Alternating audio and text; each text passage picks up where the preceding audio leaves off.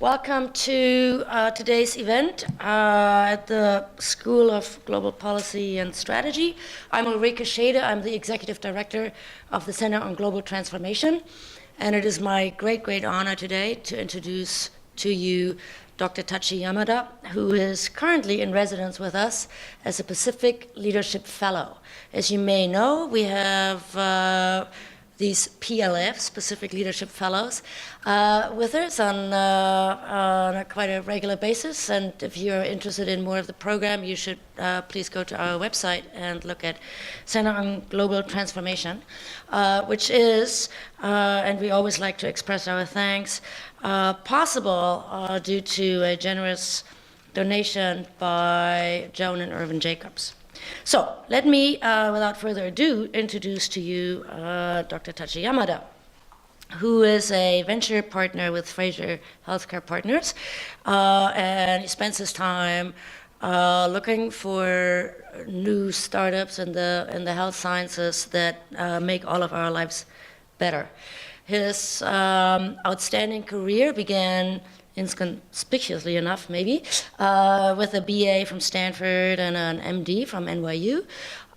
His academic career was spent partially at UCLA, but then most of the time at the University of Michigan. And after he got all the kick he could get out of academics, he moved on to GSK, GlaxoSmithKline, one of the large big pharma companies, where he was the chair of R&D and also a member of the board of directors. And somehow got pulled to Seattle by Melinda and Bill Gates to launch their global health program. And as the president of the Gates Foundation Global Health, he was in charge of $9 billion to use wisely to make the world a better place. Which he did.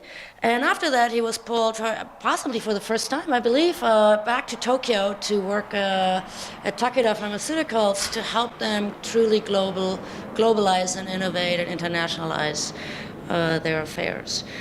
Your CV, Tachi, is so long that I could eat up all of the time of today's afternoon, so allow me to skip over some of the things, but I would be amiss if I didn't mention that Dr. Yamada has received the honorary appointment as Knight Commander of the Most Excellent Order of the British Empire, KBE. It's too long to figure it out. And he's quite embarrassed about all of this, but I would like to, if I understand correctly, the Queen of England decided that you should be a Sir based on three main contributions. The first is your contribution to the British economy, and that's great because they need every shilling they can get. The second, your great contribution at the Gates Foundation and truly helping us structure an agenda on developing an emerging market healthcare. And the third, and I'm building up towards this because I haven't mentioned it yet, your great contributions to science and discovery in the health area. And that's where you have a lot of distinguished awards, which please, everybody, I invite you to look up on the internet. So with that, by the way, Sir Yamada is also the Vice Chair of the Council of National Academy of Medicine, and he serves on the Board of Directors of the Clinton Health Access Initiative, and he sits on many boards and invests in many companies, and we are just absolutely tickled pink, Tachi, to have you here today. So let me give you the microphone and invite you to share your thoughts with us.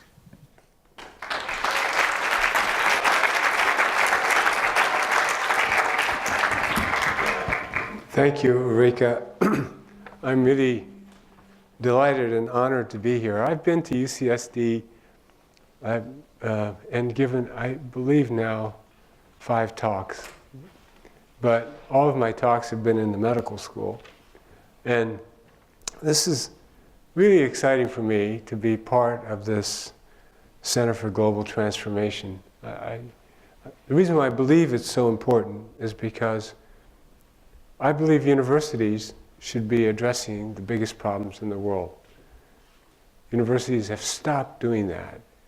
And it's largely because people have become specialists, and they're driven by their own very narrow work in a specialized area, and it requires a significant effort to draw people from different disciplines to converge on the biggest problems in the world, which might be global health, might be global peace and security, it might be sustainable resources, it might be climate change.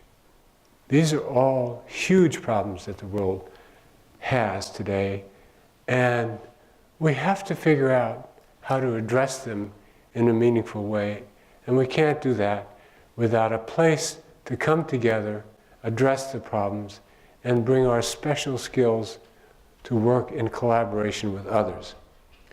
Now, I had the opportunity to go from being one of these very specialized, very focused academics and move on there to the pharmaceutical industry, where focus was less on individual achievement and more on team achievement, and then to the Gates Foundation, where it was impossible to do anything on your own.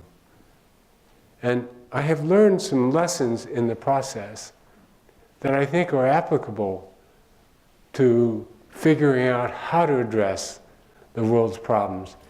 And I'm going to give you my experience in global health and the lessons that I've learned there that hopefully can be applied more broadly to the biggest problems that we face in the world today.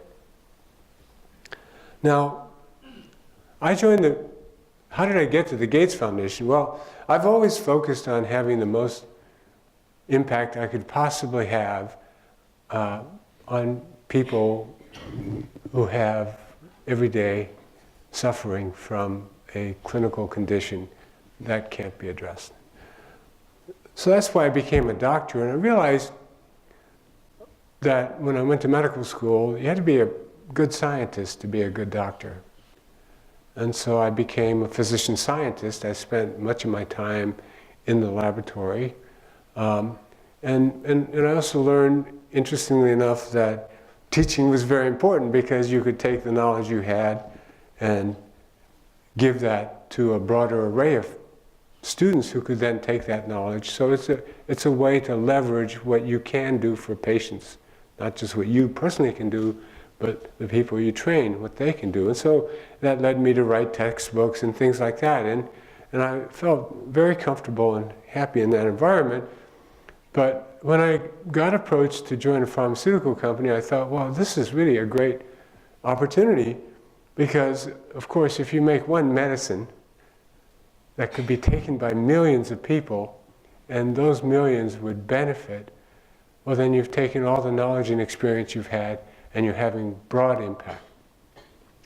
But not too long after I joined SmithKline Beecham, the company merged with Glaxo Wellcome. Glaxo Wellcome had a very large franchise in HIV.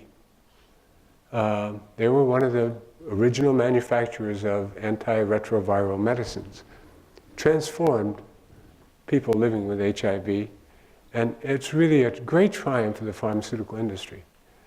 But in the year 2000, Glaxo sued Nelson Mandela over the pricing of HIV medicine.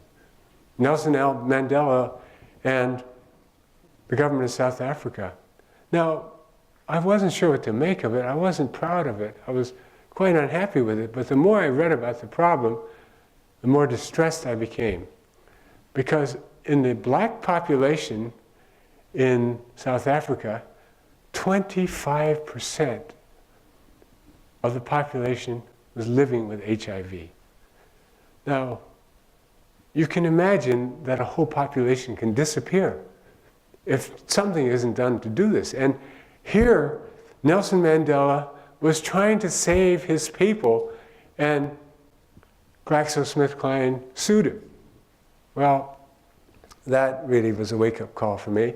And so, fortunately, I was on the board of the company. I went to the board and said, we can't do this, we have to do something else, we have to work a different way. And they allowed me to set up a laboratory that was focused just on making medicines for malaria and TB, and I was very happy to do that.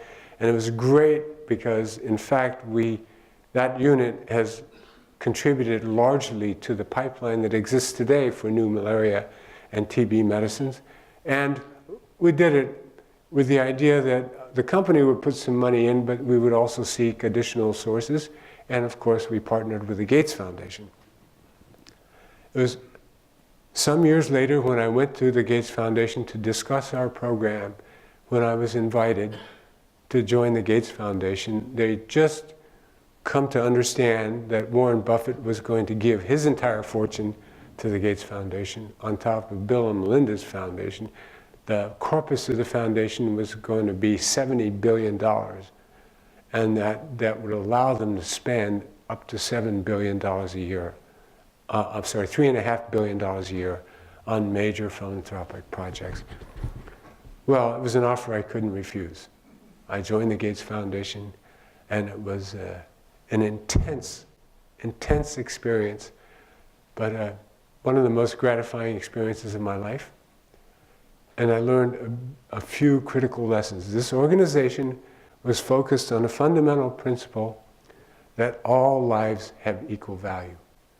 And with the idea that the best solutions, the most economic solutions for these problems would be based on technology. Vaccines and medicines would be the best solutions. It's hard to build hospitals, it's hard to train physicians, it's hard to hire lots of health workers, but one vaccine can prevent millions of deaths. So what did I learn from my experience in the foundation? Well, I learned 4 critical things. The first is that you have to have a sense of urgency. Well, it's impossible to understand why you wouldn't have a sense of urgency.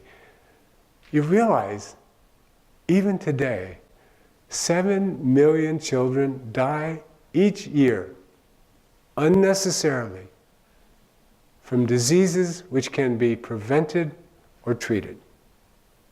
7 million. Now, the astounding aspect of this is that if you live in a neighborhood and a child dies in the neighborhood, everybody in the neighborhood knows about the death of that child, and everybody mourns that death. But when you get to a number like 7 million, it's kind of hard to conceive. It's almost, it makes you numb. But once you go in the field, it's not numbness you feel a sense of urgency. So, on my first month at the Gates Foundation, I had a chance to take a trip to Mozambique. It actually started out as a trip to KwaZulu-Natal, and then Rwanda, and then Mozambique. And there I visited a project that we had, a malaria control project. It was way out in the sticks, a place called Manhisa. And Manhisa had a sub-district hospital, they called it. It's basically a bunch of tents. And I was actually going to tour the hospital. And before I walked into the hospital, there was an intake area, and I could see a mother and a child. And I could see the child was pretty sick. You know, I've seen enough sick children to know which ones are in real trouble, and this little baby was in real trouble.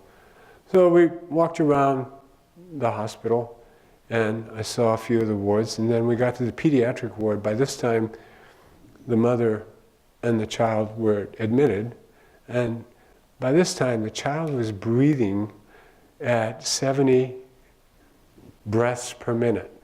So I challenge any of you to try to breathe 70 breaths per minute. You probably couldn't do it, or you would hyperventilate, and you'd be in real trouble. Well, that's what this child was doing. And I knew this child was going to die imminently. And I thought, why is this child dying? Well, the child's dying because he had malaria, ostensibly. But malaria wouldn't kill your child. This child not only had malaria, but had malnutrition, had numerous infections of one kind or another, was basically beaten down so that now malaria was the straw that broke that child's back.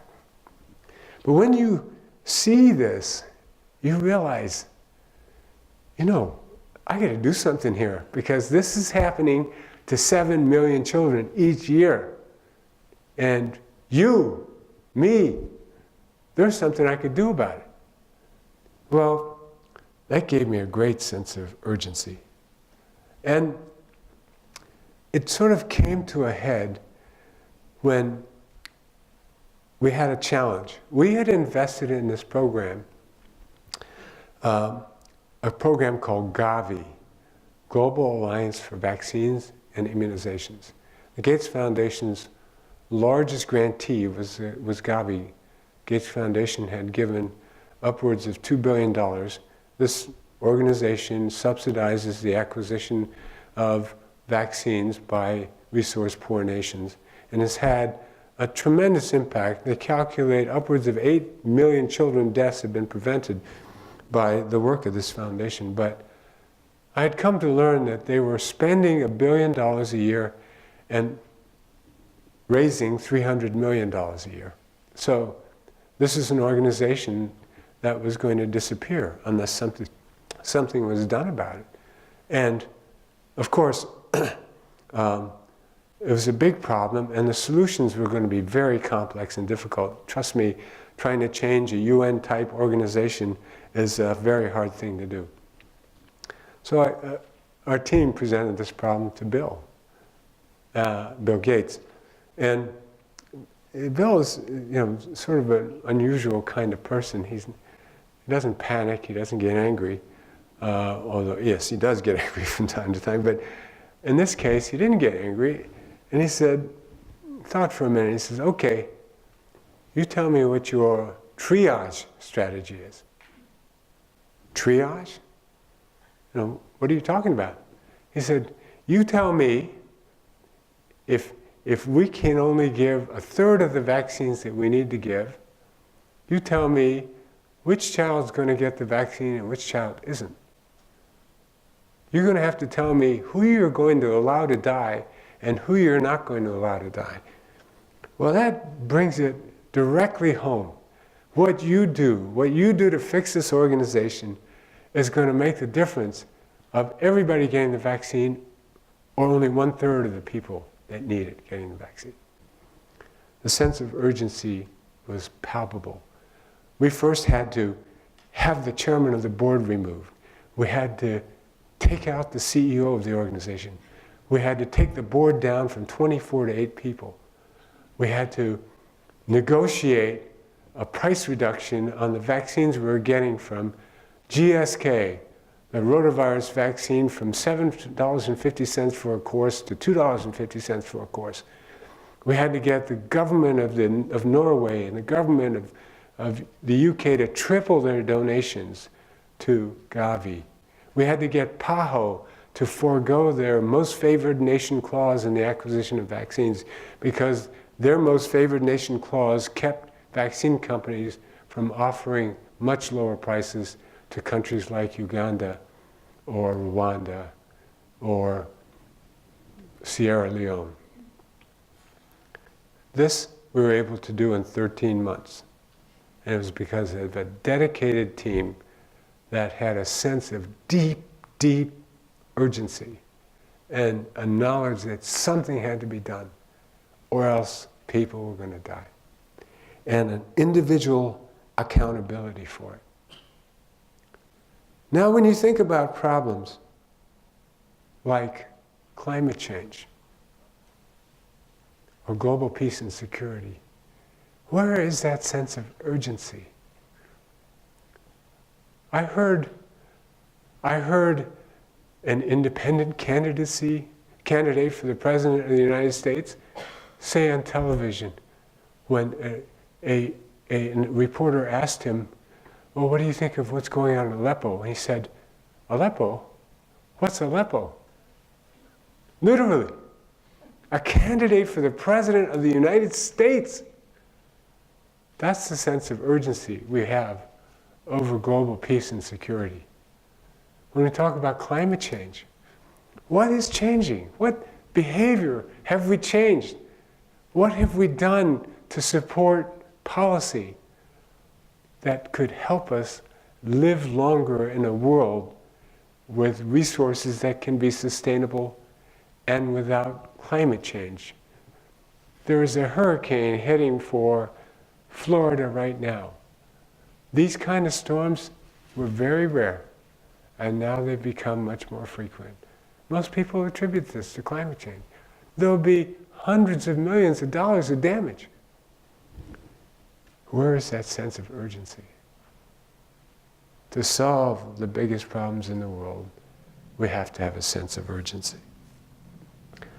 Now I want to talk about another issue, which is the issue of innovation. Innovation is a word that everybody uses. I don't think there's a corporate logo that doesn't have innovation somewhere in it. It's a word that we bandy around.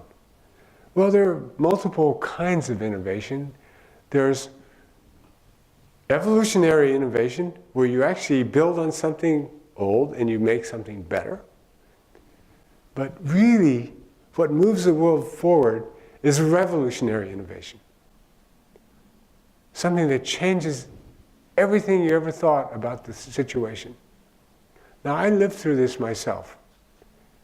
I was very interested in gastric physiology. I'm a gastroenterologist, and I was interested in the mechanisms of gastric acid secretion. I cloned the hydrogen potassium ATPase. I cloned the histamine receptor. We worked on the cell and molecular biology of acid secretion because, of course, acid caused peptic ulcers.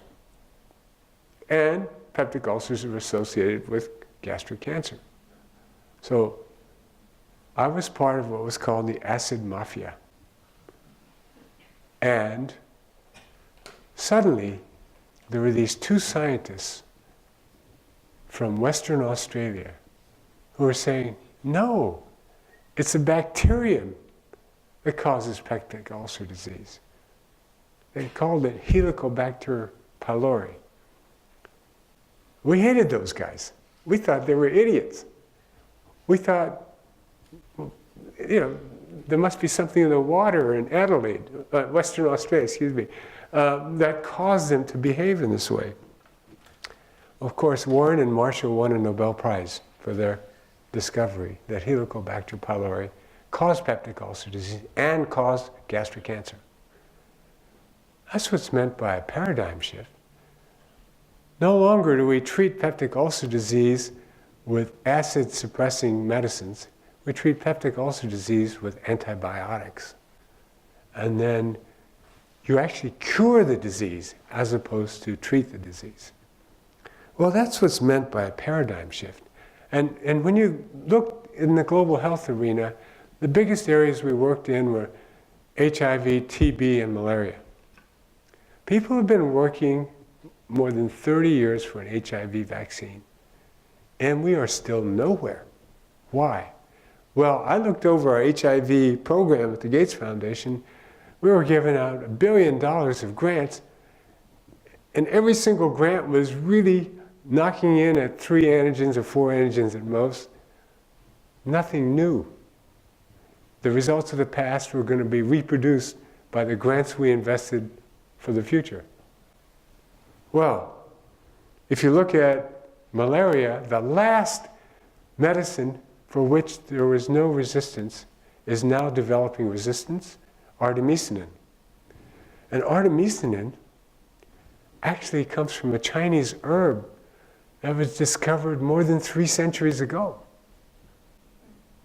That's how much innovation there is in malaria. And when you look at tuberculosis, tuberculosis is an unbelievable disease. It exists in 2 billion people in the world today, either in an active state or in a dormant state. And the last medicine for TB was developed 45 years ago until just a year ago, when Pfizer developed a new medicine. The vaccine for tuberculosis doesn't work, and it was developed about 70 years ago, and the diagnostic is almost 100 years old. That's where we are in the state of tuberculosis, and it affects 2 billion people in the world. Where is the innovation? Where is the revolutionary innovation? So, I set up a program at the Gates Foundation. We called it Grand Challenges Explorations. This is meant to cast a wide net. We would ask people to address a problem, a new way to treat malaria, a new way to manage vector control. We asked only for a 2-page application, no preliminary data required. The only thing you had to do was do something innovative and have a way to test your hypothesis. And we would return a review and a decision and give you money within 3 months of submitting the application. And you would get $100,000. Now, we had, over 1,000 people send in applications, of which we would end up funding 100. And our decision was that if you showed proof of principle the next round, we would give you $1 million.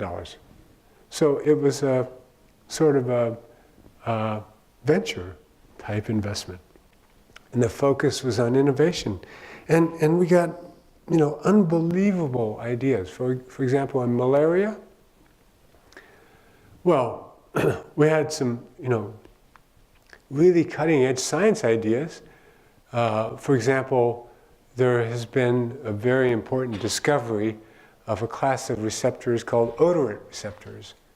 And it turns out that odorant receptors are the ways in which mosquitoes recognize human beings as human beings.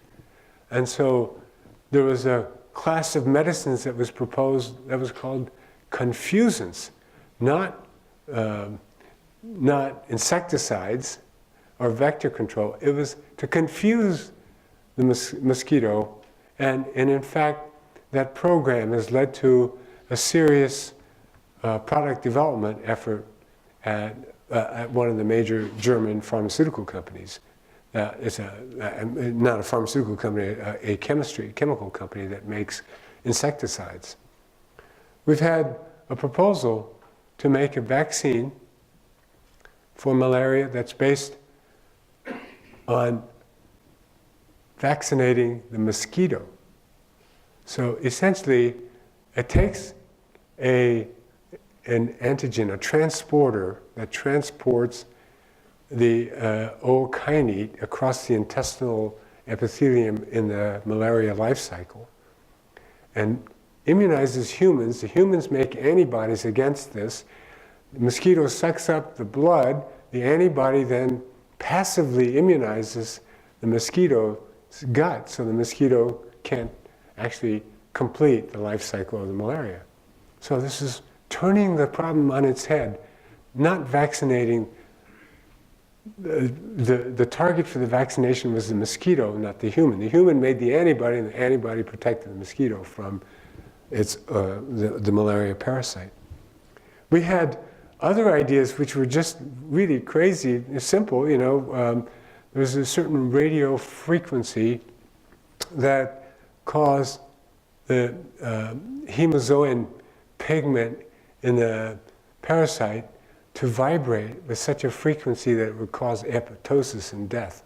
So the idea was to take a kind of like a security, what do you call it, security gate at airport security that actually sends a certain radio frequency signal, and that we'd take the whole town and pass them through a security, and that would wipe out the mosquitoes in that population for the night.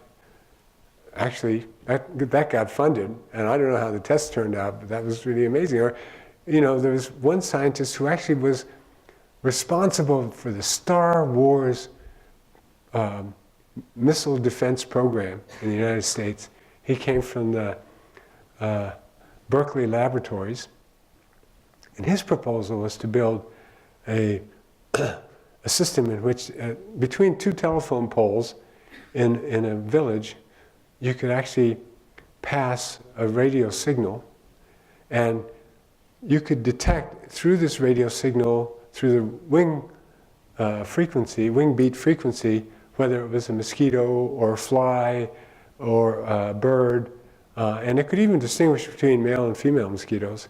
And this sensor was tied to a laser, which would then, zap the mosquito. Well, it's a crazy idea, but having seen a field test of this, actually seeing a mosquito flying in midair and then being pulverized is a really satisfying feeling. But crazy idea, it got funded. It actually is going to beta testing. So the point is, we can't rely on the traditional methods to come up with revolutionary innovations. We have to create an ecosystem that challenges dogma. We have to essentially, in order for these programs to move forward, we didn't have anybody who knew about malaria review those grants. It was only people who were innovators. Not only biomedical scientists, Bill Gates himself was one of the reviewers. So peer review is antithetical to innovation because true innovators don't have peers. So we have to create a system that rewards risk-taking, challenge of dogma, accepts failure and numerous failures in exchange for those few successes. Well, clearly, for the biggest world's problems, we have to try things. Some of them aren't going to work, but we have to tolerate failure. We have to accept crazy ideas, and maybe out of those crazy ideas will come a solution that will be important and successful. Another very important lesson I learned is the value of measurement. I used to work, SmithKline Beecham, the CEO of the company, was a man by the name of Jan Leslie. Jan Leslie actually was a professional tennis player who went as far as the quarterfinals, semifinals at the US Open. Very, very good tennis player. And he used to always say, if you're not keeping score, you're just practicing. Well, in global health, we can't be practicing. We got to be playing this game for real. And we can't play this game for real unless we're measuring the impact of what we're doing. You see, if you're giving away a lot of money, as the Gates Foundation was, it's easy to assume that you're doing good things. But if you actually measure what you're doing, often the money is doing nothing. So, we invested a lot in measurement. We established an Institute for Health Metrics and Evaluation at the University of Washington. We invested in this international initiative for impact evaluation.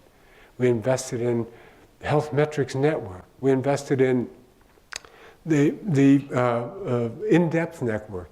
Everything that we could do to capture data so that we could measure the impact of what we were doing. And every strategy and every program had to have built in it what was called an MLE tool. Measurement, learning, and evaluation tool. Because if we didn't, we could never determine whether we're having an impact. Now, the corollary to that is, if you're not having an impact, you stop what you're doing, and you go to the next thing. But if you don't do that, you're doomed to keep doing what you've been doing and not having any impact at all.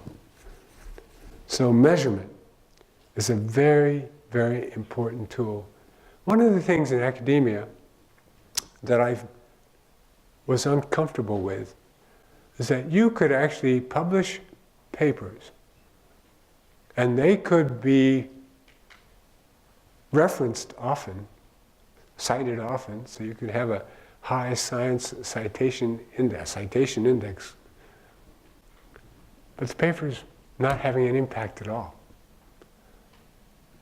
It's so easy in healthcare to do certain things that have no impact on the quality of life or an outcome of patients, but you keep doing them because you think it's good.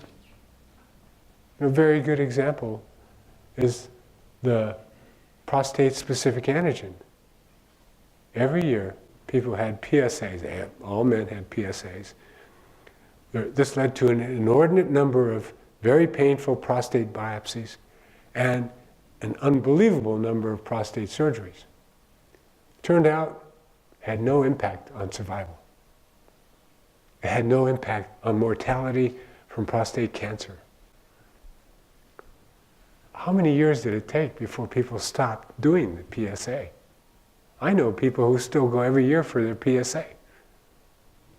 Measurement is critically important to know that whatever implementation you propose will actually have an impact.